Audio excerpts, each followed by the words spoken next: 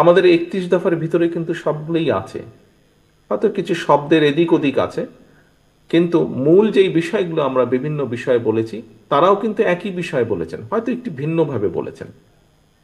কেন এই কথাটি বললাম? এই কথাটি এই কারণেই বললাম, নেতৃবৃন্দ, এই যে ৩১ দফা, যেটি প্রথমে ২৭ দফা ছিল, পরে আমাদের সাথে যে সকল রাজনৈতিক দলগুলো, গণতান্ত্রিক দলগুলো স্বৈরাচার আন্দোলনের ভূমিকা রেখেছেন, সাথে ছিলেন, আমাদের মতন অত্যাচার নির্যাতন সহ্য করেছে তাদের নেতাকর্মীরা, তাদের সকলের মতামতের ভিত্তিতে ২৭ থেকে আমরা ৩১ করেছি, কিছু কিছু যোগ করেছি আমরা সেখানে দফা।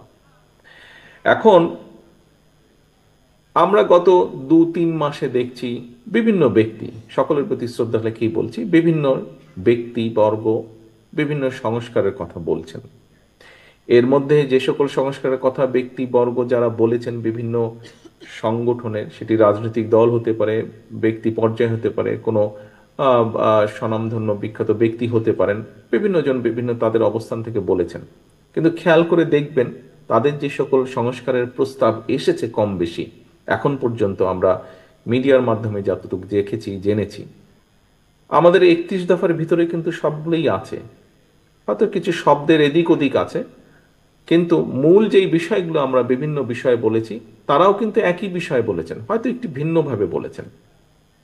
কেন এই কথাটি বললাম? এই কথাটি এই কারণেই বললাম, আমরা কিন্তু পরিবর্তিত পরিস্থিতির পর কোনো সংস্কারের কথা বলিনি। আমরা বলতে বাংলাদেশ জাতীয়তাবাদী দল বিএনপি এবং তার সাথে যারা আন্দোলনকারী গণতান্ত্রিক দলগুলো ছিলেন তারা, আমরা কিন্তু এমন একটা সময় এই ৩১ দফা উপস্থাপন করেছি যখন আমরা জানতাম স্বৈরাচারের পতন হবে।